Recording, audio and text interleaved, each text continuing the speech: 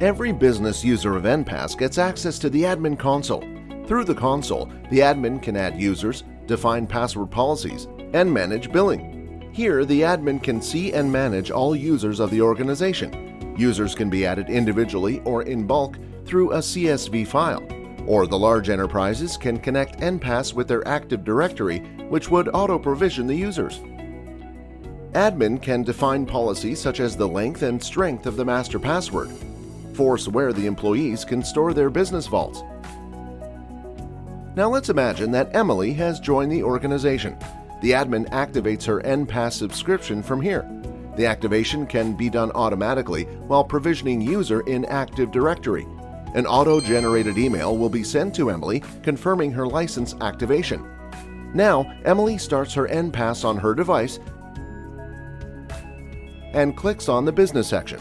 To activate her Enpass subscription, Emily enters her email ID. A 6-digit code will be sent to her email.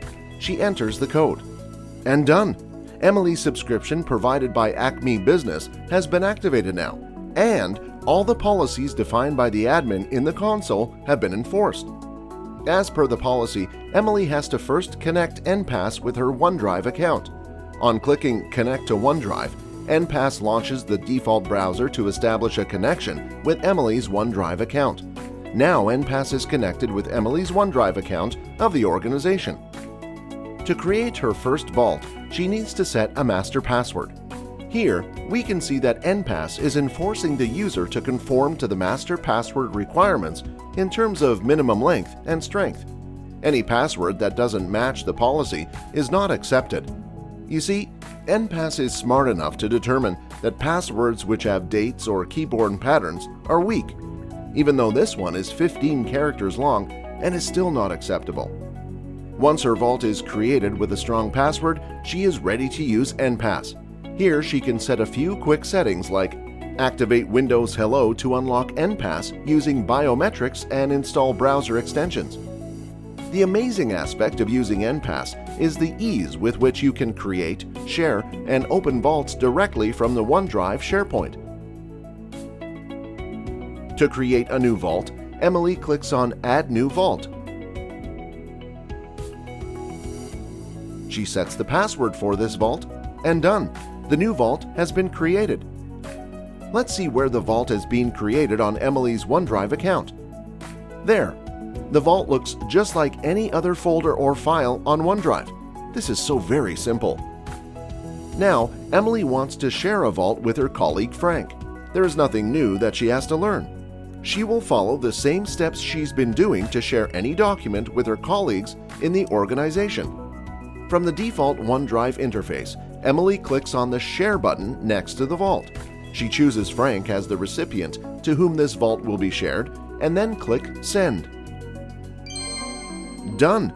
Frank would get an email notification and he can add the vault onto his Enpass. Okay, let's imagine that Frank wants to share a vault with Emily but does not want to allow her to make any changes to the vault. That is, in read-only mode. For this, Frank will click on the Share button next to the vault and chooses Emily as the recipient. Here, Frank will define the access rights as view only before sharing the vault with Emily. Now let's see how Emily could access this vault on her Enpass. Emily opens Enpass and then goes to Vaults, and then clicks on Add New Vault. She will locate the vault shared by Frank. All the vaults shared via OneDrive are visible under Shared section in Enpass here. After entering the vault password, the vault gets opened on Emily's Enpass. The lock symbol here means that the shared vault is in the read-only format and Emily can't make any changes. Few of the options like Edit, Archive, Move to Trash, Copy OTP, etc. are disabled for her. Even the Edit sign, Edit button is also disabled. Now let's imagine Frank no longer wants to share the vault with Emily. He can remove the access from the OneDrive itself. Done! The vault access has been removed. When we look at Emily's Enpass, the vault is gone and is not available anymore. Now let's take another use case where a user wants to share a vault with a team. Emily, who is part of the marketing team, and all members of this team has access to a common marketing vault. Now to open this vault, Emily navigates to Add New Vault, Open an existing vault, and here she selects the Sites option, which shows all the frequently accessed SharePoint sites, and she selects the marketing site or team. Here is the vault she needs to open in Enpass. After entering the vault password, the vault gets opened onto Emily's Enpass. Now let's see what happens when any employee leaves the organization. The admin would like to immediately erase all the organization data from the devices of the employee.